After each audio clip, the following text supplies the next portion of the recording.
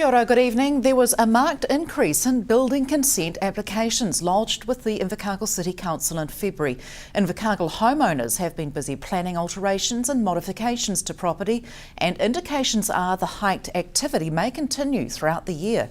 It has been a good month. January was a bit slow. We had about 70 building consents lodged, which is a little bit down. But having said that, there's more people buying homes, so there was about 90 land information memorandums applied for.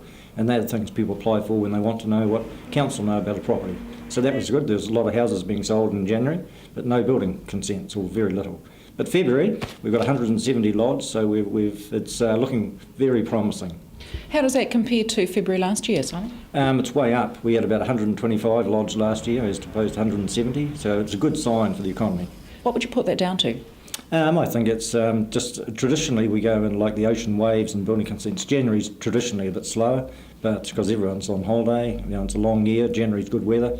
Actually, February's probably been better this year, so it's a wonder we've still got those numbers. But it's like they're all back to work, so everyone's gearing up again. Are you expecting that the momentum may continue through the year? Yeah, all reports from up country is that this will be a good year, so we're expecting the same. What we'd like to see, of course, is more industry down here and more new homes. Now, that would be good for us. The Christchurch earthquake rebuild has boosted building consent applications remarkably in Canterbury, and ICC has been stepping in to assist with consent processing and have also taken work on from Dunedin. Methods used by city councils in those areas has given ICC the chance to learn about electronic processing, and the experience could lead to a better system for Invercargill. We have a memorandum of understanding with all the councils from Timaru South, so 11 councils, and so we agree to share services, and part of it is sharing resources, and it made sense to us to offer our services to these councils.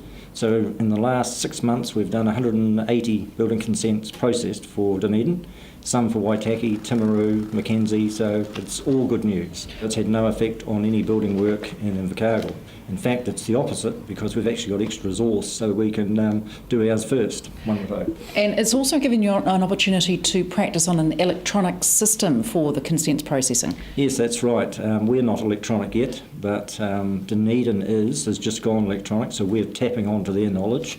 Christchurch they sent trainers down to assist us, to work with their system.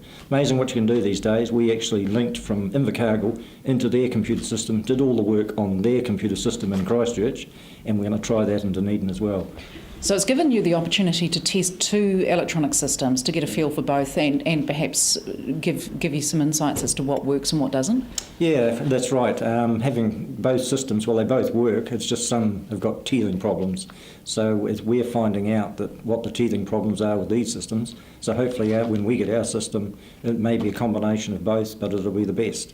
What is the time frame on going electronic here? The first one is we want electronic applications, so people can actually lodge it with us. As to processing building consents, I'm not sure. It could be a year away. Obviously, the time benefit would be one thing, but does it give people better access? Is it more transparent? It depends on the system you've got. What we'd like to see is that when you lodge a building consent, you'd be able to go online and you'll be able to see where your building consent is in the process, whether it's gone to drainage, planning. Any questions we ask can go straight back to them. And that's a key point. I'd like to say that about 50% of our building consents we actually have to ask information on, or request for information. So a good application will go through the system a lot faster. So is that because people are not providing all the information that they need to at the beginning? Yeah, unfortunately that's the case. We're not quite sure all the reasons why, but we tried to nut it out saying, are there common areas that people just aren't answering? But we haven't managed to figure it out. It's just across the board. So a good designer, of course, will give you a good application. So our advice is go to a good designer. Butter and cheese are behind the climb in dairy product prices in the latest global dairy trade auction. Gains in the price of butter and cheddar outweighed declines in the price of androgynous milk fat and whole milk powder. Cheddar rallied 10.8% to $3,377 a tonne, while butter milk powder climbed 6.8% and butter rose 2.5%. Farmgate milk prices for the 2014-15 season has increased 5 cents to $4.75 per kilogram of milk solids. The whole milk powder price is still 40% below year-ago levels, offset by a stronger butter price and a reduction in the lactose price. The weight of landfill rubbish in recycling bins has now reached 16%, prompting the region's councils to implement deterrents. Despite bins having stickers depicting what is recyclable on them, people are still getting it wrong, and so next month a new 3-strike policy is being introduced. The guys at Southland Disability Enterprise who handle all this recycling found that the landfill rubbish that was coming in the bins was actually just getting too much, and when we looked at it, it was actually 16% is what we're up to of people putting landfill rubbish in the yellow recycling bins. So we decided, okay, so how is this happening? So we went out and did a bit of research. We did some surveys, and then we did some actual visual inspections about how people use the service. The stuff that we're really cramping down on is the clothing, the garden waste, nappies and sanitary products, and animal carcasses. There's just no excuse for putting that in your yellow recycling bin. What has this led to, this research? Essentially, we've found that it's nice to remind people not to put this stuff in, but we kind of need a stick approach as well. So the councils have all adopted a policy where you've got 3 strikes and you're out, essentially. So you've got 3 chances of getting it wrong and learning from your mistakes, or we withhold the service for 3 months. How are they getting caught, aside from the actual physical inspection of bins?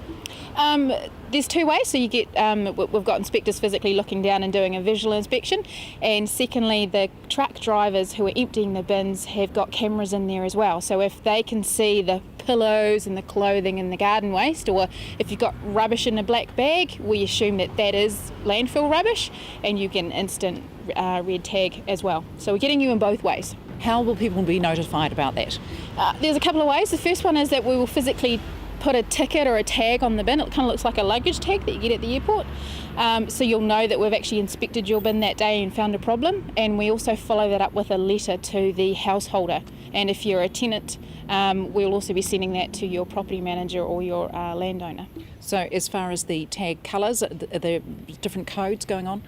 Yes, there are. We've got a green tag, which is kind of like a friendly reminder, which means you didn't fail, but you didn't do something quite right. So that's if you put that 1 meat tray in.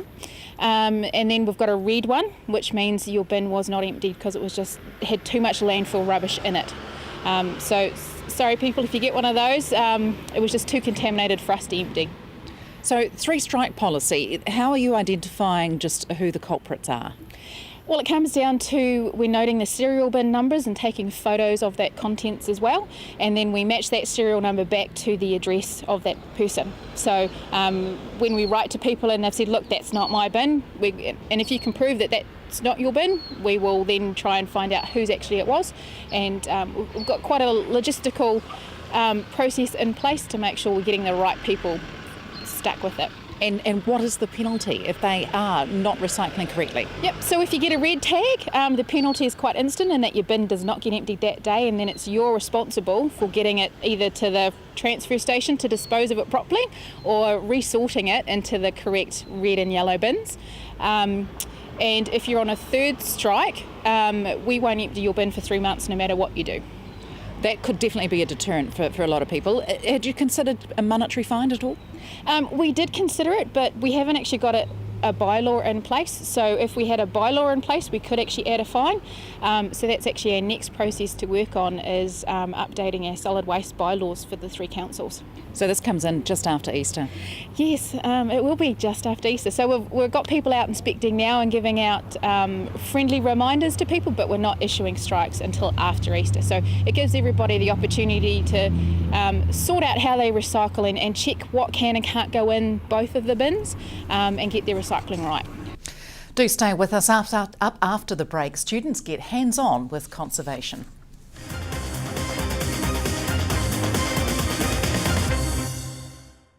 Welcome back. New vehicle registrations reached a 30-year high as the sales momentum from the beginning of the year flowed into February. Registrations were up 738 units or 8% for February compared to the same time last year.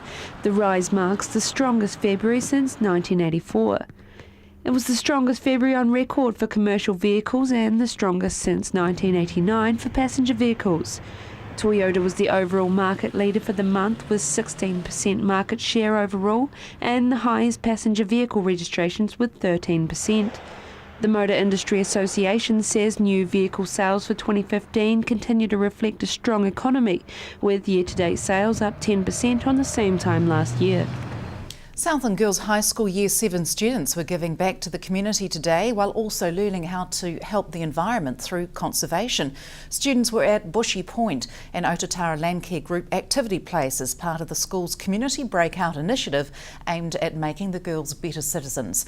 The school got involved in supporting Bushy Point a decade ago, back when the land was bare, and now over 15,000 natives have been planted.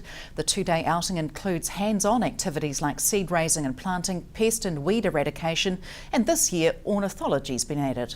This time we're doing a bit of bird watching. We usually have somebody leading a nature activity, and this time it's Pete McClelland, who's a bird expert, so we're tapping into his expertise and learning a bit about estuary birds today. And only native plants, of course, being planted here by these girls today. Absolutely, yeah, and we want to teach them about native plants that grow in this area, and so we eco-source, so we collect all the seeds, and that will be an activity tomorrow. We grow all the plants just close by, and the girls are involved in that sometimes when they come to the nursery, and then they plant them out. So it's a good continuing project. Yeah. And what about the activities that they're doing just here close by? Yeah, they're doing some games, I think, close by. So that's the sort of little activity that goes on between the other more serious activities, I suppose. So it gives them a little bit of free time. A bit of egg building, bit of possum tossing. Lloyd Esler creates all these amazing resources and brings them out here so that they can do a little bit of play as well as some of the serious stuff. Yeah. City kids are not getting exposed to nature as much as they used to. And this part of what we're trying to do here at Bushy Point is bring lots of kids back out into nature, off their little machines and out into nature again. So hopefully these sort of days will help. Certainly help us with the sunshine. It's a bit more enticing for them. Yeah. As far as the Bushy Point Reserve, how big is it and who owns it? Yeah, the whole area is owned by the Department of Conservation, but the Otatara Landcare Group, which is a voluntary charitable trust, manages the area. It's 14 hectares that we're trying to revegetate back to native plants, but we also do possum control and rat control over another 90 hectares, so it's quite a big area, and then it's surrounded by more conservation land, but it's publicly accessible as well. As tracks through it and anybody can come and enjoy it. Yeah.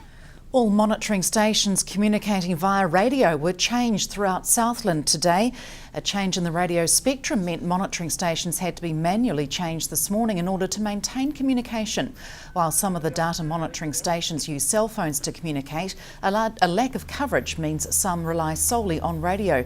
Environment Southland relies on monitoring stations to deliver important real-time data for rivers and rainfall, including water quality and river levels. Staff spread out across the region and got to work to ensure all monitoring stations were changed to the correct channel. A national safety strategy is being launched by ports around the country to address the high number of accidents and deaths in the sector. The Maritime Union labelled the sector one of the most dangerous in the world after figures released showed a large number of health and safety incidents occurred aboard ships since 2011. 8 deaths and 230 non-fatal incidents occurred both on and off water since 2011, which the Maritime Union has called an unacceptable level of harm in the industry. The union said a full and independent investigation into industry health and safety was required for the sector, and all maritime workers on wharves and ships must be represented by their union. Plans for a national safety strategy are still in early stages, with details yet to be worked out. Beautiful blue skies in the south today. Let's check out how the rest of the country got on. Your forecast on Q is brought to you by Environment Southland. Environment Southland wants to know what you think about our recreational water areas. Where do you go? What do you do? And your thoughts about the water quality. You could win one of 5 $100 vouchers simply by completing their survey. The survey will help them find out whether the water is being tested in the right places and how the service can be improved. Complete the survey online by going to Environment Southland's website, or pick up a hard copy from Environment Southland, the Southland District Council, Gore District Council, Invercargill City Council or Public Health South. Now taking a look at the weather for today, Wednesday the 4th of March. Early 20s for most of the country today. Auckland a high of 25, Wellington and Christchurch on 23. 20, the high for Queenstown today. Gore came in on 21, as did Invercargill, and the low today of 18 for Stewart Island. Looking ahead to tomorrow, fine with increasing high cloud, northerlies developing in the morning, a high of 24 for Wyndham and Winton tomorrow. An overnight low of 9 for the city tonight, 23 the high tomorrow and 24 for Gore. And Te Anau's chasing 20 degrees tomorrow, a high of 23 for Queenstown's forecast. To the marine forecast for Fovo, northerly 15 knots to changing to northeast 25 knots, a southwest swell of 2 metres becoming rough in the east, and in Pusaga, northwest 45 knots to 50 knots, southwest swell 3 metres to northwest 3 metre becoming very high in the west. And in the long-range forecast, scattered rain developing early morning with a southwest change on Friday, clearing in the afternoon and winds gradually tending easterly. Morning rain on Saturday followed by showers, wind turning southwest with strong about the coastal areas, and a few showers and westerlies on Sunday. And that's it from the news team tonight. Sport is along very shortly. From us, good evening.